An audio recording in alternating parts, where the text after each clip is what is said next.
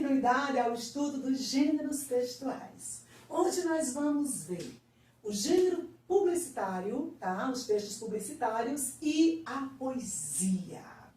Então vamos começar com o texto publicitário. O anúncio publicitário, ele sempre terá o objetivo de fazer com que o receptor mude de opinião em relação a alguma coisa. Então lembrem-se de uma coisa, anúncio publicitário não é só para vender produtos, eles vendem ideias. Desta forma, muitas vezes as bancas vão colocar vender determinado produto, o objetivo. Gente, sempre é uma mudança de comportamento, não é só produto que se vende. Até porque quando você muda de determinada marca para comprar determinado produto, você está mudando seu comportamento. Então, o objetivo do texto publicitário é sempre levar ao receptor a mudar o seu comportamento. Então, o gênero textual, anúncio publicitário, ele pertence à ordem dos textos argumentativos. Por quê? Porque ele vai fazer uso da persuasão para fazer com que nós, receptores, tenhamos uma mudança de comportamento, ok?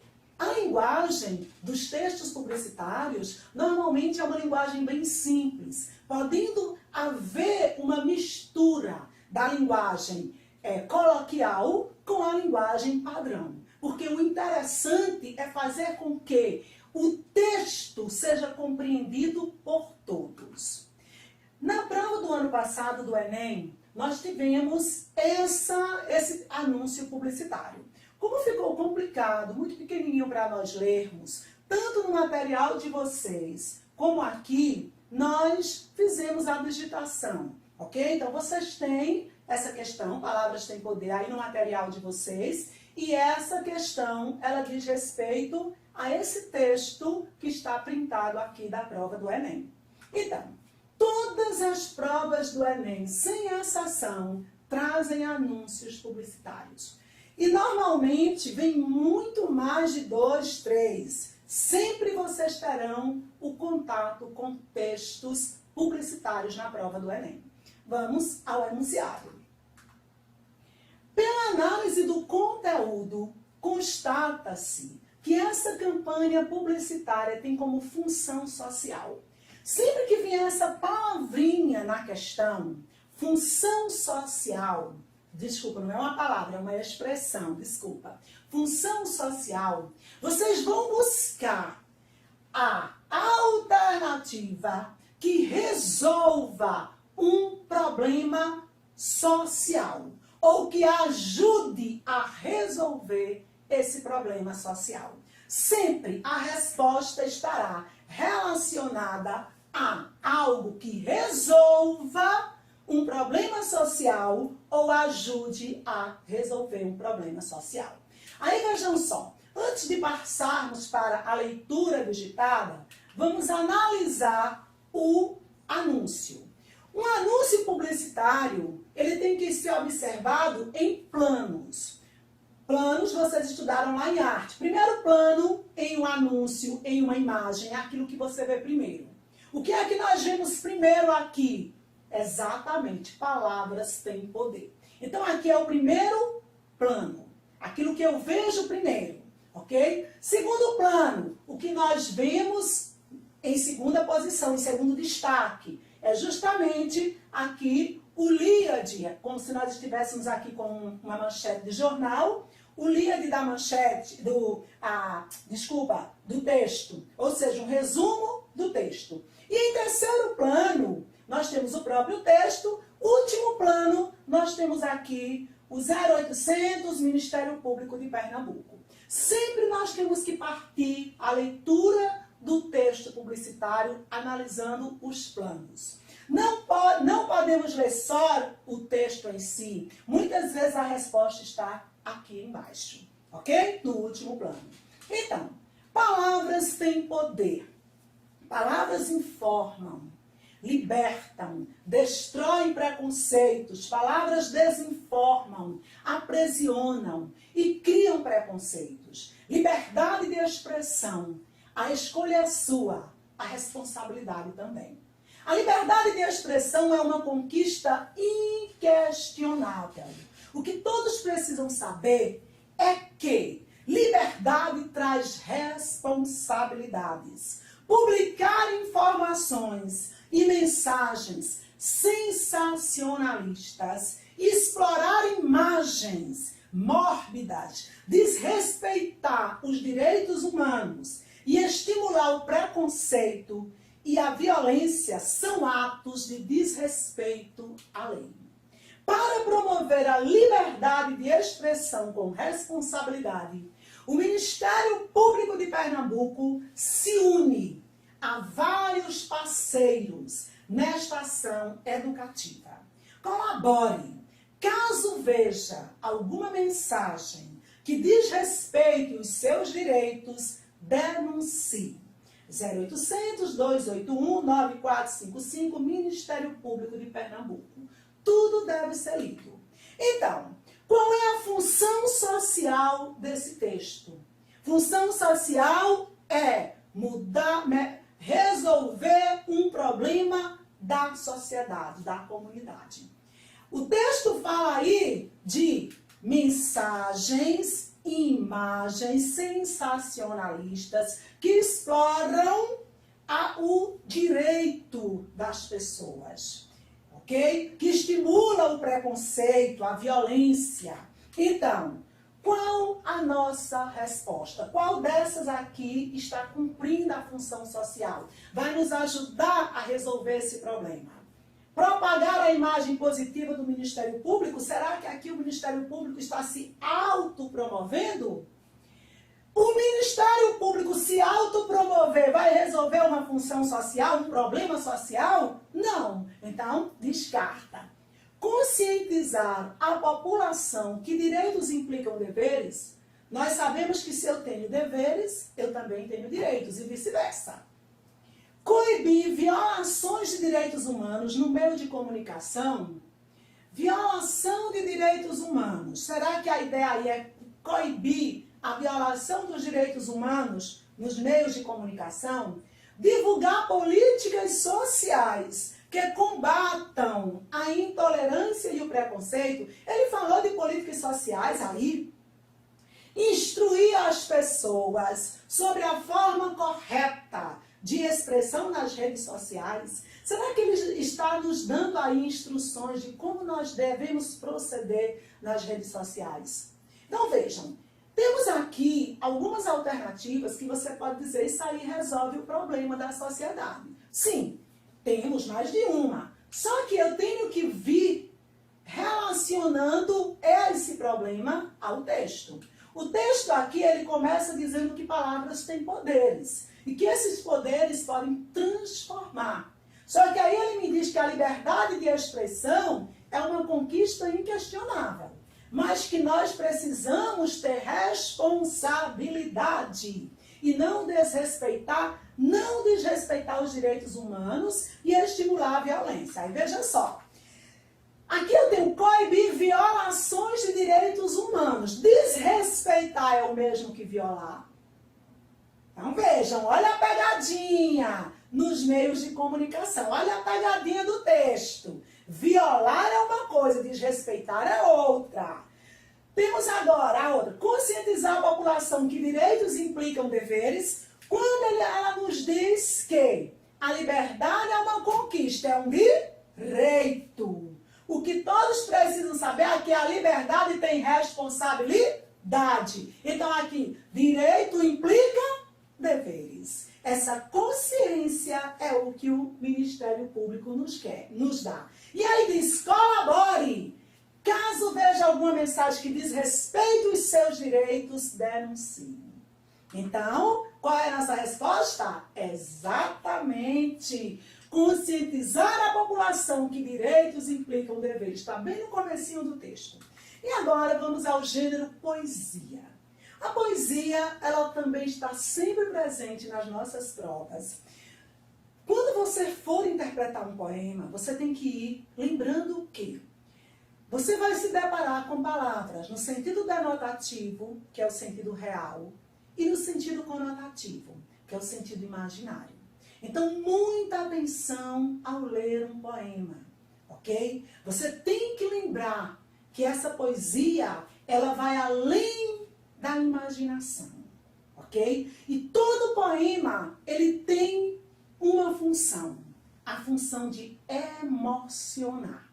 Essa emoção pode ser para o bem, para o mal, para o amor, para o desamor, mas tem que emocionar, ok? Então, toda a poesia, quando ela é feita, todo poema, porque nós temos a prosa poética, inclusive ano passado caiu no Enem, prosa poética, quando é feita, ela tem a função de emocionar, de sensibilizar o leitor. A prosa poética é aquele texto que vem em prosa, mas vem com essa função. Um exemplo de prosa poética é Grande Sertão Veredas. Temos também Iracema, de José de Alencar. É uma prosa poética. Ela é, quando você vai lendo, você percebe que tem um ritmo, uma melodia. Observem aqui nesse trecho de Grande Sertão Veredas. Reze o Senhor por essa minha alma. O Senhor acha que a vida é tristonha, mas ninguém não pode me impedir de rezar. Pode algum? O existir da alma é a reza. Quando estou rezando, estou fora da sujidade. E parte de toda loucura, ou o acorda da alma, é que é. Guimarães Rosa. Então, prosa poética, ela mexe, faz com que você perceba que você precisa ser sensibilizado. Agora, eu trouxe aqui um poema de Cecília Meirelles, uma das minhas escritoras favoritas. Perfeita, Cecília. Isso é resenha, viu, gente? Resenha crítica. Então, na composição do poema, o tom elegíaco. O que é elegia? Elegia é saudade, é amor, é paixão não correspondida e solene. Manifesta uma concepção de lirismo. Lirismo, texto feito na primeira pessoa, indicando os seus sentimentos. Por isso que nós chamamos de eu lírico. Fundada em quê? Vamos ler o poema para virmos as alternativas. Então, Cecília, o título, Canção. Vocês têm aí no material, ok, pessoal? No desequilíbrio dos mares, as proas giram sozinhas. Numa das aves que afundaram, e que certamente tu vinhas, eu te esperei por todos os séculos, sem desespero e sem desgosto, e morri de infinitas mortes, guardando sempre o mesmo rosto. Quando as ondas te carregaram, meus olhos entre águas e areias cegaram como das estátuas. A tudo quanto existe alheias, minhas mãos pararam sobre o ar e endureceram junto ao vento e perderam a cor que tinham e a lembrança do movimento. E o sorriso que eu te levava desprendeu-se e caiu de mim. E só talvez ele ainda viva dentro destas águas sem fim. Cecília Meirelles. Então, na composição do poema, o tom elegíaco, de saudade, de paixão, solene e solene. Solene por quê? Veja que é um texto que ela vai tratando sempre de forma respeitosa. Manifesta uma concepção de lirismo fundada em quê? Vocês viram que durante todo o texto ela já sabe que o amor não vai acontecer. Ela não vai encontrá-lo. Porque bem no início ela já diz que ele morre. Olha, no desequilíbrio dos mares, as proas giram sozinhas. Numa das naves que afundaram e que certamente tu vinhas. Se afundou, o mar estava revolto, se afundou e durante todo o resto do texto ela vai mostrando que ele foi morto, que ele morreu. Então, o lirismo, essa dor, esse amor, foi colocado fundado em quê? Na contradição entre a vontade da espera pelo ser amado e o desejo de fuga. Será que ela estava com desejo de fugir? Observem que ela diz que eu te esperei todos os séculos. Ela diz que ele falece, não é? Que ele vai na nave que afunda, mas ela o espera por todos os séculos, sem desespero e sem desgosto. Ou seja, ela não está com vontade de fugir. Ela espera sempre sem desespero e sem desgosto. Então, nós não temos aí o desejo de fuga. E o amado também, ele morre. Como é que ele vai fugir se ele estava em uma nave que afundou? Letra B. Consciência da inutilidade do amor em relação à inevitabilidade da morte. Gente, se ela tivesse colocado o amor como inútil, ela não teria dito, observem, e o sorriso que eu te levava, quando ela foi esperá-lo, não é?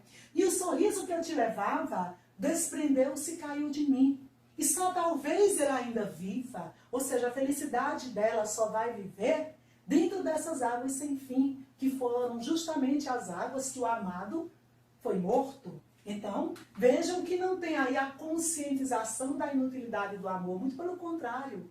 O amor continua existindo, mesmo com a morte do ser amado. Associação de imagens díspares indicativas de esperança no amor futuro. Que amor futuro? Se o amor dela morre bem no início do texto e ela continua o amando. É tanto que ela diz o seguinte, ela diz, olhe, sem desespero e sem desgosto, e morri de infinitas mortes, guardando sempre o mesmo rosto. O rosto de quem? Dele?